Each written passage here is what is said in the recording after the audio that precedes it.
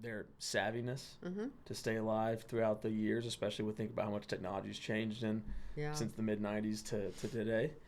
You know, Angie's exist as a lead gen service, so they generate leads for home service companies. That's what they do. Exactly what they do.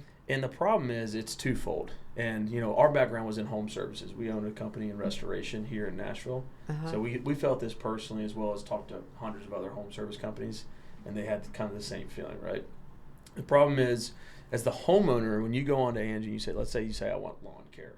You go, okay, I want lawn care, weekly, whatever. You have to answer about 10 to 12 questions. So it's already a little cumbersome there. Then Angie will send all of your personal information out to 10 to 15 different competitors. So it becomes a race for those businesses to see who can call you and text you and email you. And people don't like that. Yeah. And then you're still in the same spot as the homeowner. You're sitting there like, who do I hire? Yeah. Now I just have them all calling me. I don't know who this guy is. I don't know what their ratings are. I don't know if they have insurance. I don't know any of these things. And then for the businesses, they're paying $30, $40 for that lead, and it's competitive, so they have to fight for it. So they're just doing what they have to do. The homeowner still is left in square one, right? So we have felt that and seen that, and we're like, there's got to be a better solution to this. So over the past 18 months, we've surveyed hundreds of Nashville homeowners, and we've asked them questions around their home maintenance, and overwhelmingly, their pain points came to 4 different problems, and it was payments. So right now, the homeowner has to pay their lawn care guy with a check. They pay their pest control with credit card, and they pay their housekeeper with cash, and they have to do it in different ways. And you have to pay somebody else with Venmo. Exactly. That's exactly right. Yeah. So our product puts all that on one. So where now you can make one payment to whoever you have hired. It's one location to go from. It costs you nothing extra. And it's also another, so that was number one. That was number one pain point, which is payments. It was fragmented and unorganized. Number 2 was 2 and 3 are scheduling and communicating. So if you have to talk to your lawn care, you have to text or call, hopefully they answer. If you have to talk to your pest control, it's another number. Maybe it's an email, maybe they prefer text, and it changes every so often. So what our product does is it puts one spot where you can schedule and communicate to any of your home service providers from one location. And then finally, the 4th pain point was finding quality vendors. Homeowners typically didn't know where to turn to find the highest quality vendor. So what we've done is we are an invite-only platform for vendors. Our revenue model is not built off of let's get as many people in here as we can, and we all charge them $100 a month or whatever it is. So we don't make money on that, so we can be very selective on who we bring in. So that way, our promise to our users is that you can bet that you're going to find the highest quality contractor because they cannot be on our platform unless they meet certain standards. Yeah. So that's really why we started building it, is to solve homeowners' problems. But we're a marketplace, so we have to have vendors on there as well. Sure. So we have about 65 vendors on right now. We cover around 30 different industries. So how do you make your money through your app? How does that work? So 2 ways. If a homeowner is using us for their recurring services like the lawn care, pest control, housekeeping, things like that, they're running their payments through us, and we put a 3% convenience fee on top of that payment. Okay. So it's very minimal. It's just for using the app. But if they're not using it as often as that, it's not like they're paying a subscription fee on top of any of that, right? Okay. So it's similar if you use a DoorDash or a Amazon. There's a small convenience fee for the ease of using the product. And then on the other side, let's say you need a plumber. You're probably not paying the plumber through us because there's a lot of other aspects that go into that. Somebody has to come out and get a diagnosis, and then there's materials and all that stuff. So the way we get paid in that scenario is homeowner posts the job. They say, hey, I need a plumber. My toilet needs to be pulled out, whatever the example is. Plumber then sees that opportunity, and they know the location, but they don't have your phone number or email address or none of your personal information. So they can't contact you and bombard you. Plumber then says, yep, I want the job. Here's my offer to come out and see what it's going to cost. If the homeowner then selects that plumber, that's when that plumber's charged. So that's a huge difference for us is the plumber can say, yeah, I want to try this. They can take advantage of as many opportunities as possible, but they're only charged when the homeowner themselves says, yep, you're the company I want to go with. You guys have the highest ratings or whatever it is. and then that plumber's charge for that customer or that lead. So in that scenario, that's how we make money there. Okay. So, you talk about highest ratings, and I was talking to a physician about this recently. Mm-hmm. It only takes about one great comment to have a really high rating. So how does that work? Yeah. Because I hadn't thought about it that way, but that's very interesting. That is. So I know you feel like I'm interviewing you. No, I love it. Thank you. I'm interviewing you. I'm sorry. This is great. So what we try to focus on is number of reviews. Yeah. So that way we can make sure, someone's mom didn't leave them a 5-star review, and that's why they have 5 stars, yeah. right? So we do that.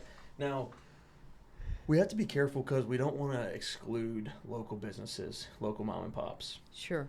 And a lot of them haven't put an emphasis on that, but they still have a fantastic reputation. So that's why a referral from a homeowner or another business of a separate business to be on the platform weighs heavily on us, right? If we have homeowners recommending businesses by the dozens, and let's say they don't have the number of reviews we like to see, then we can make an exception there. Now, the things that we don't make exceptions on are insurance, W-9. They have to have all the legal certifications and classifications that the state requires. But we will make some sort of leniency rule on certain businesses if they don't have the certain number of reviews that we'd like to see. How did you come up with this? So I was in restoration for about 4 years. Yeah. And restoration's a tough industry because there's no repeat business. It's very rare that your house catches on fire twice. And if it does, you're probably getting dropped from your insurance, so you've got bigger issues, and maybe you're an arson. Were you like a Surf Pro? Yeah, exactly. We were a competitor to Surf Pro. Okay. I always thought, I was like, man, it would be so nice if jobs could just land on my calendar, and we didn't have to go out there and hunt and kill every single day. So, we started to kind of play around with some models with that, and we really started to be forward about talking to our homeowners, talking to our clients about what their issues were. And when we kept hearing these same issues, and then working with small home service businesses, we kept kind of hearing the same issues that we were feeling, regardless of the industry. Like, okay, there's an opportunity here to try to create something that solves both problems once and for all. So really about 18 months ago, we came up with our first model. And it has evolved a million times since then, and we're finally launching our product next month, just here in Nashville. So yeah, I mean, it was to answer your question, it's been a painstaking research, talking to as many people as we can, talking to experts in the industries, and really they've helped us build this thing too, specifically with them. And we're lucky that we had a good network here just from our previous work experience in Nashville. So yeah, it's been a process, but I think we're close, and we're really excited to get into people's hands and just get some feedback and change what we need to change. Sure. So this is a new wave. Yeah, exactly. New way to go. Yeah. We're trying to digitize home maintenance and kind of make it an afterthought for homeowners. Yeah. It should be easy. And that's great. Yeah. The thing about my business is that I have all my clients call me when they need vendors. Right. We're not recording now. Yeah. And We are. We are? Yes. Oh, I have great vendors. Yeah. I do. I know. You probably don't like that. No, I love that. No, but, well, we but I have great. But it's it's taken me 40 years to find great vendors. Right. And that can be challenging. Right. And what we've seen with some realtors is, especially people who are new to the game, that they're scared to recommend because, like you said, they might not have enough experience with this plumber to know if they're really good. And they don't want to ruin that reputation they've worked so hard to establish. So what our pitch to them is we're doing the vetting. You can trust in that. And if you don't want to recommend, what you can feel comfortable with is saying, hey, MyHome has the highest quality vendors in the area. So if you need a great vendor, you can use their platform, and you can still choose who you want to hire. It's not, hey, just go use this guy. And then to any realtors that want to use our product but don't have their normal guys on there, let us know who they are. Yeah. We'll get them on. It's free. Right. So yeah, that's kind of why we're trying to talk to realtors and just get the word out on who we are and what we are. I think it sounds great. Thank you. I think there's a great need for it. Thank you very much. It's awesome. So I want to talk about your business. Okay. Because that's why we're here. Sure. So I was doing my research on you. 38 years selling real estate? I know it. That is amazing. I love it. You are like top 0.00001% of the industry. It's got to be. Most people last like 2 years. Probably, yeah. So how'd you get started? Oh, I had 2 children in diapers, and I became a single parent. You're like, okay, gotta make it. Yeah. So that's how I got started. Yeah. Well, do you remember the first house you sold? No. Well, really? yes, I sort of do. Come to think of it, I do. Yeah, I do. I had a great partner that really took me under her wing. Awesome. And taught me everything about the business. And she slowly taught me, which was good.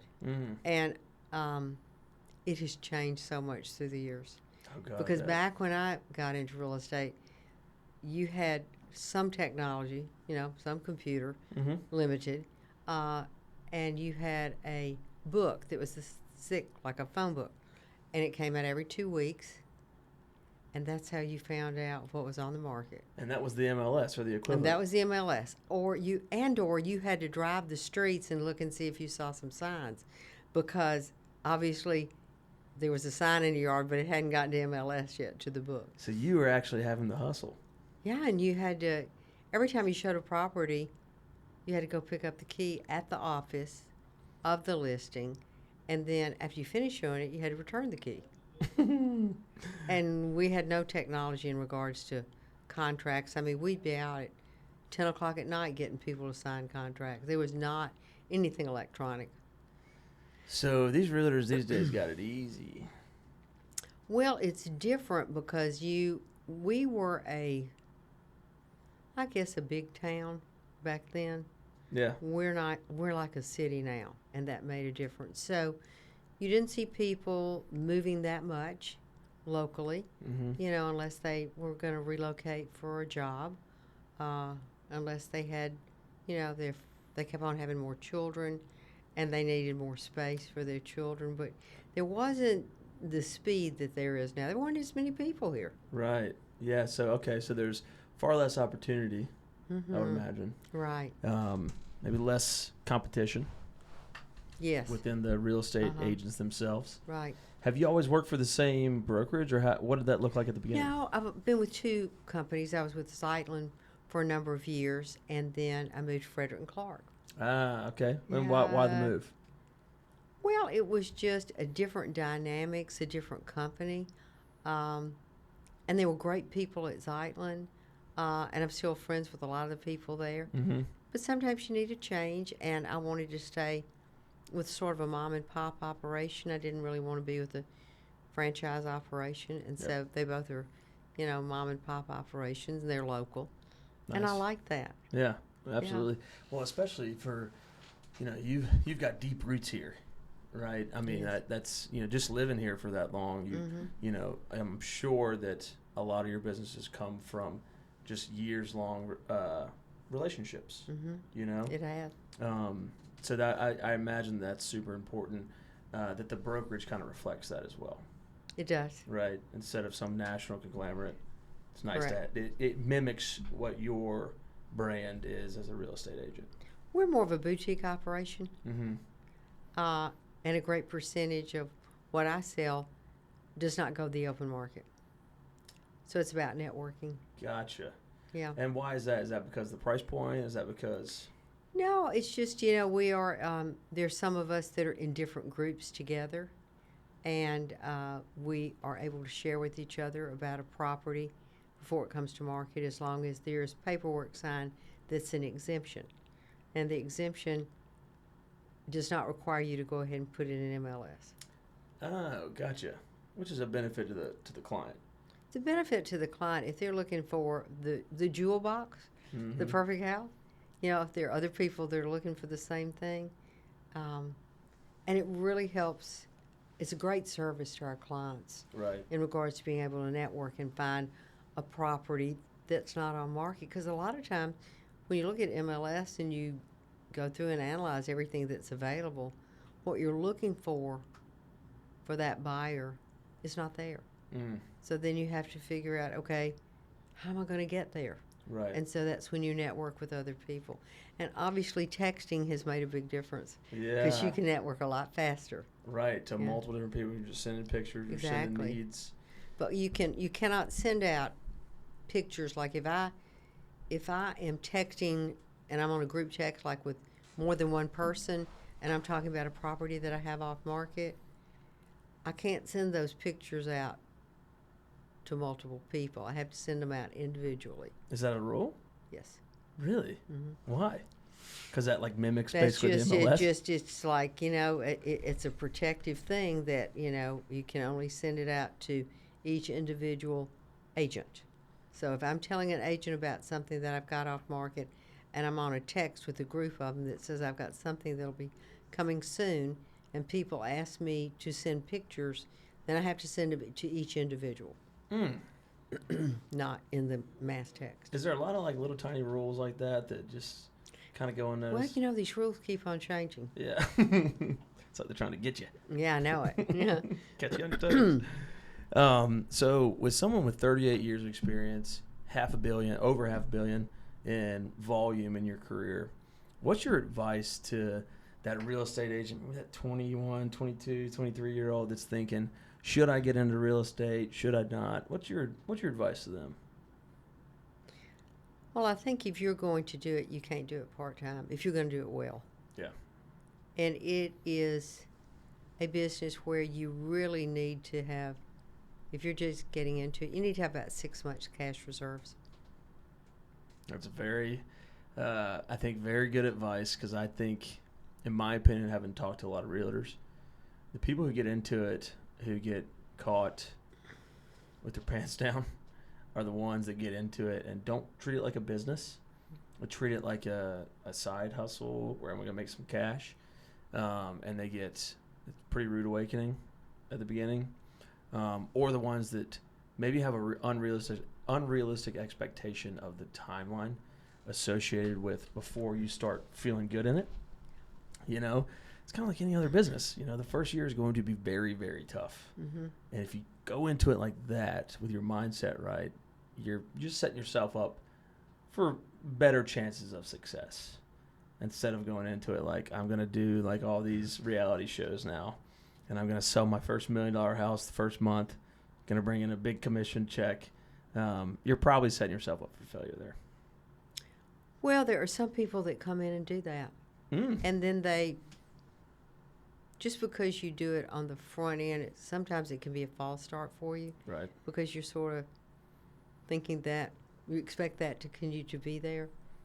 And for some people, they have a good run, and there are other people that they expect that to be there, but it changes, and it's not, and they've not put back the cash reserves that they should have. It's an expensive business to be in. I think that surprises people too. Where do you think most of your expenses, especially like, as a young realtor, come from? Is it promoting the houses that you are listing, or is it networking? What are those expenses that people should be thinking about as a realtor? Well, I think number one thing, you've got to figure out what your time's worth. Mm-hmm. What's your value for time? But if you're looking at hard costs, you're going to be looking at, if you have support staff, you're going to be looking at that. If you are paying into a company a certain percentage off of each transaction, you have to look at that. You have to look at advertising. You have to look at technology bills. You have to look at licensing fees. So it's a good thing to be able to look at a profit and loss every month with somebody that's experienced in the business that can tell you these are the expectations. If you're going to entertain clients, you're taking them lunch, you're taking them dinner, if you're sending them gifts, if you're, taking them to social events, if you're having parties, inviting all your clients, the numbers can shift drastically. Mm-hmm. But being able to see your profit and loss every month, and then and a personal budget. So anybody, I think, in any business should look at the profit and loss every month, and I think they should have a personal budget. and they should look and see how they're spending their money, tracking their money, and say, well, let's see, I have 10 charges on Apple on my credit card, and 8 of them I don't recognize, and they're running me $120 a month. You've got to really watch everything like that, and it happens to all of us. Yeah, it adds up so quick. Mm-hmm. I mean, I can't tell you how many times I've signed up for like a free trial or something and then forgot to. I know. Yeah. Cancel it. Yeah. And the next thing you know, you're like, what is that $100 charge? Yeah. Oh my gosh. And when you go out and you're looking at your expenses, and if you're listings are not inexpensive. Listings are good, but they're not inexpensive. So you've got your marketing fee because you're going to obviously spend money advertising. Then you've got, if you're going to have a floor plan drawn, if you're going to have a pictures, professional photo shoot, are you going to use a drone? Are you going to do a video?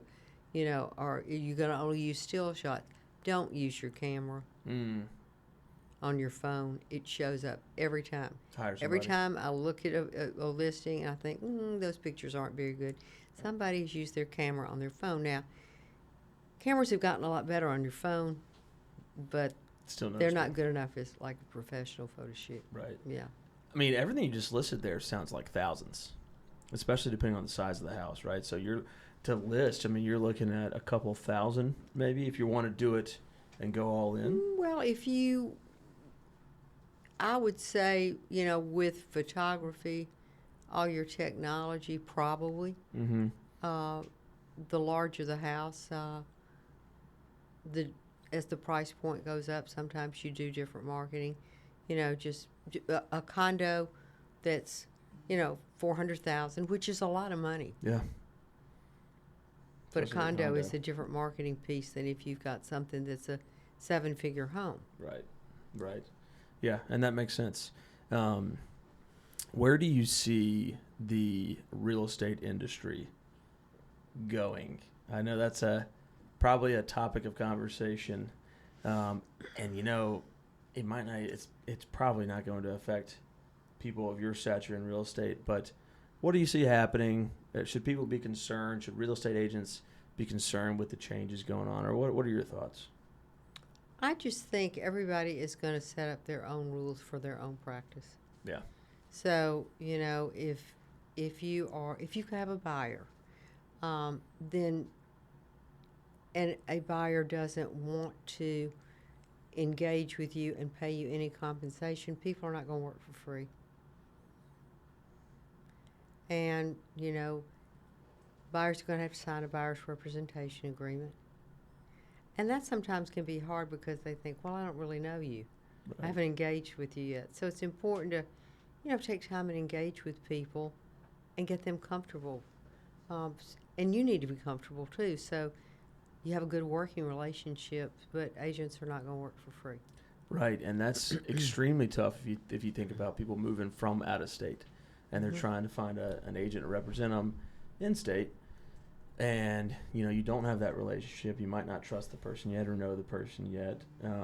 So that's going to add what I think is likely is the changes are going to affect, to your point, the changes are going to affect, I don't want to say lazy realtors, but maybe realtors that necessarily aren't both feet in, and maybe the bad ones, right? I think that the changes are actually going to benefit really great realtors, because all you have to do is there's not really any change to the commission structure being negotiable, but really it just comes down to we're providing this value. You know how hard this is to do without an agent representing you on the buyer side. So that's why I think it's going to support really, really great realtors and maybe deter future realtors from getting in if they're not necessarily treating this like a business. Does that make sense? That's a very good point. It might not be a horrible thing for the industry. Well, change is always good. Right. And we've got a lot of change going on. Yeah. Throw another barrier up, But, buying a home is usually the largest single investment that anyone makes in a lifetime. And there is no transaction that's alike. I don't go to an attorney and have them do work for me, and think I'm not going to pay them. Right. I'm not going to operate on myself. I'm not a doctor. I personally would not do my own income tax returns. Me neither. So, anything that requires a specialty, I go to people that do that. When I go into another state and buy real estate, I do not represent myself. Because you're unfamiliar with the, That's with right. the state policies and rules. That is just uncharted territory for me, and I feel like I'm making a significant investment. And because I'm doing that, I want to avoid any mistakes if possible. Now, I do research who I'm working with. Right, of course. Yeah, I research agents. Yeah, but Yeah. That's a really, really good point. So on that note, are you a real estate investor? Did you start? I am. Okay. When did that start in your career? Oh, I guess it probably started about 25 years ago. What'd you buy first? Well, I bought a condo first. Nice. And Here in Tennessee? In Nashville. And then I bought another one. Mm-hmm. And then I bought another one. So, and then I bought some properties that are more like vacation homes in other states. What's your portfolio look like right now? Are you mainly Tennessee? Or are you Tennessee and Florida, or where are you kind of all over? No, I would say mainly in Tennessee. Awesome. Do you have a specific kind of property you look for? Is it condos? Is it multifamilies? Is it single family units? What's your kind of go-to? Well, I think it depends upon your price point. Mm-hmm. So when I first started out, I looked at condos, and one of my criteria was I wanted all brick, and I wanted one amenity. Mm. So, I felt like insurance-wise, it would be better to have all brick, and it would appreciate more. I wanted one amenity. Back when I did that, people were not really building places with gyms, all that they have now, fitness Right. centers. And I also wanted the number one thing I'll go back was for the location of it. Right. Because you can change anything about the property.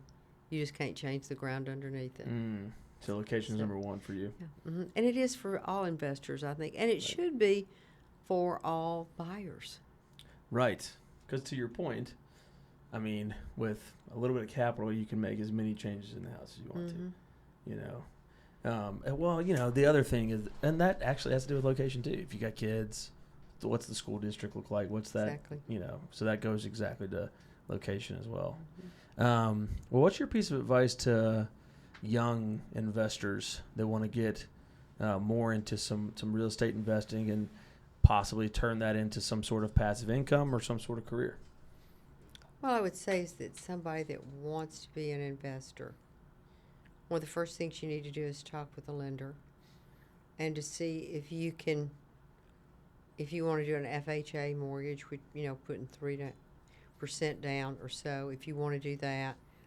There's a lot of different mortgages out there. That's not what I do. I sell real estate, but I would put you with a good lender. We would devise a plan. I would not buy the maximum of what I qualified for. Right. Probably close to it. Yeah.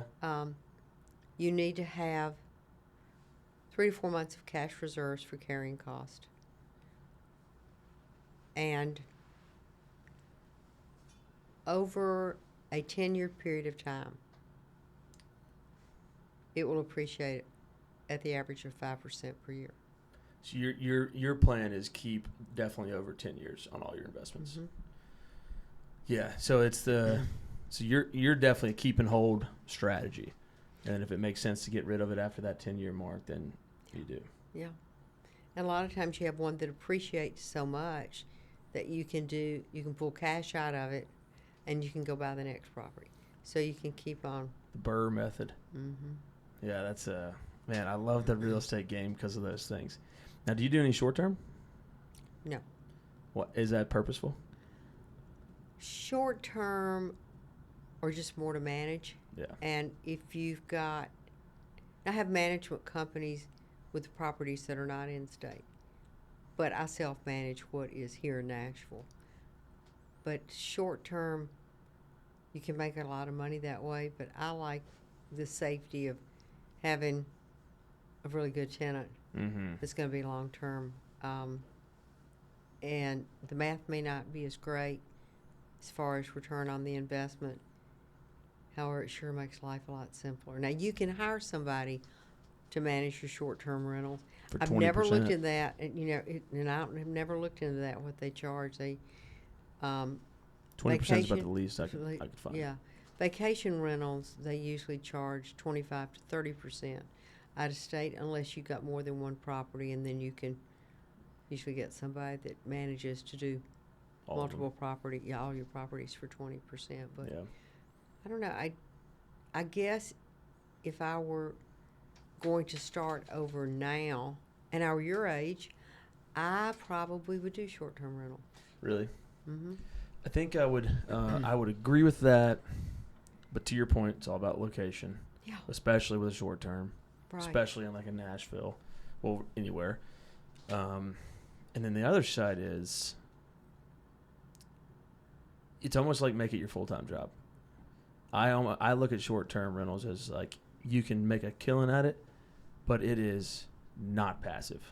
That's the lesson I learned with it. Mm-mm. We had a unit, I think it was 8th Ave over there, kind of like near 12 South area. Zany's on that street. Oh, yeah. It was great, but we also have a long-term rental in Clarksville, and that is just like set and forget. We know exactly what we're making every month. It's not as much money, to your point, but man, was the Airbnb a business. I mean, it is a business because it lives and dies on reviews. So if you have a guest that's asking for something, you got to answer, and we obviously mortgaged it, so we weren't going to make any money if we hired a company to run it. So we had to run it ourselves. And, after about a year, we were like, this is making money, but it's really not making enough money for us to want to have another job. Right. And it kind of became running a job. But if your family's in the position where you say, okay, let's invest in some real estate, let's do it short term, and one member of the household runs it, then you can make good money on it, and it's probably worth it in my opinion, as long as like the location's right and all the numbers make sense. Sure. Because you are a bit of you're at the beck and call of the customers. And there's going to be months where no one rents it. So not having a solid picture each month of, hey, we're going to make some money, or hey, we're going to lose some money is also a little bit scary sometimes. And that's what's nice about the long-term rentals. I like the sure thing, as sure as you can get. But then you do have to count for your vacancy rate, and you never want a property come back out for lease during the winter months. Yeah. Because it's hard to release then. Yeah. And so you have to be careful when you write your lease agreement. Now, a lot of people let it roll month to month. For me personally, I don't. 60 days prior to the lease coming to term, they either renew for a year or the lease is terminated. Yep. That's what we did too. Yeah. Yeah, because to your point, the sure thing, there's a good amount of value on being able to sleep at night. There is. Rest is a good thing for you. That's right. Your mind works better. Yeah, if I don't got to worry about making sure that mortgage is paid, and that would be the scary part, which I think is what people worry about with real estate. What's your, do you have any, like, in your investment side of the house, do you have any bad tenant stories? Because I think people worry about that. They worry about tenants that don't pay or... Well, it's been interesting. I've had some tenants that have been better than others. I've really never had anyone that didn't pay. I have always done background checks on them. Nice. That's Find out key. their history.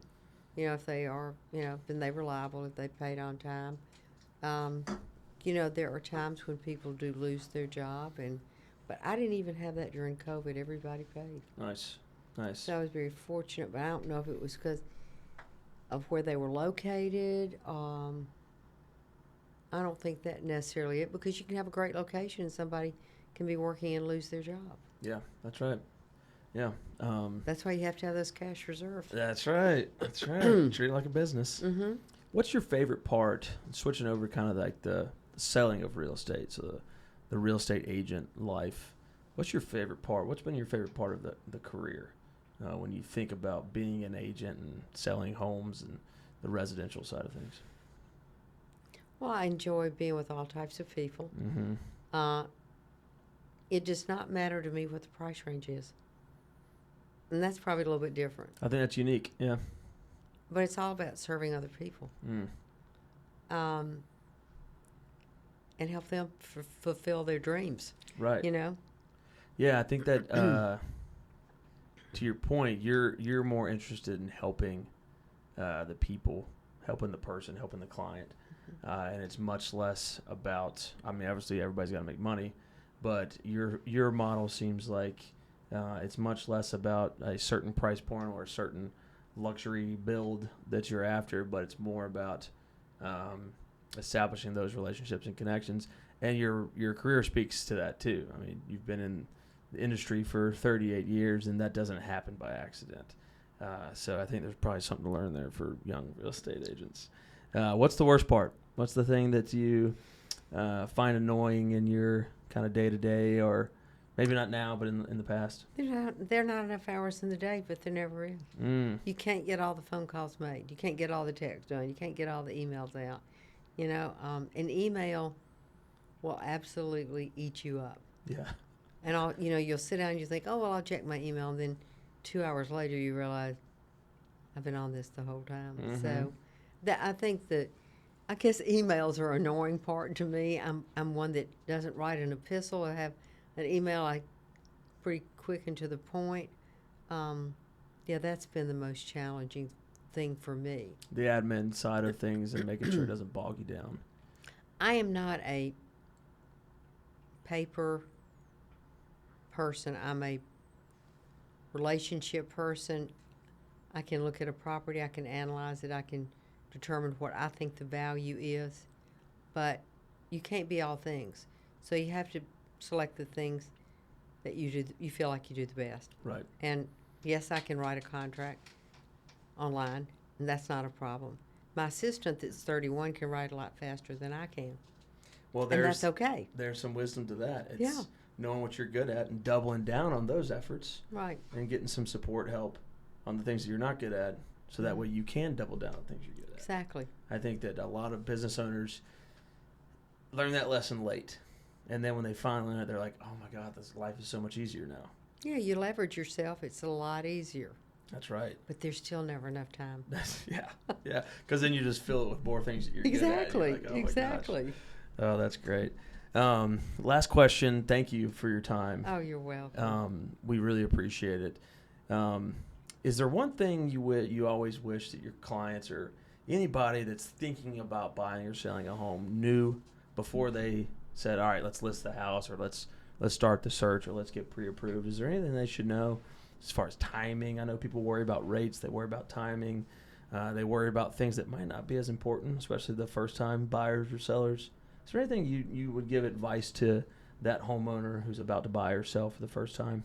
Well, I think you are going to buy for the first time. I tell people, once this contract is consummated, you will probably have a moment and think, I have buyer's remorse. Why did I do this? Right. And that's a natural thing. Right. Women do that more so than men. Oh, really? Because they go, oh gosh, Yeah. what have we done? Yeah. Mm. And then the selling of the first home can be pretty easy if people are rolling up to another house, that's a larger home and maybe it's more significant in price. A mother has a hard time doing that if that's where she started her family. Oh, that's interesting too. So the emotional side of letting go of the home itself because of the memories it holds is tough. And then for the buyer, it's just know you're going to have some remorse. It might not mean that you made the wrong decision. Oh my gosh, why did I do this? Yeah, right. How much money are we spending? What did we just sign up for? Uh-huh. Oh, man. Well, thank you so much, Starling. It was a pleasure. Welcome. I know you're busy, so thank you for taking some time. And if you want to, we'd love for you to to recommend MyHome to any of your buyers that might be in need. Yes, I will. Awesome. Okay. Thank you so much. Thank you. Appreciate it.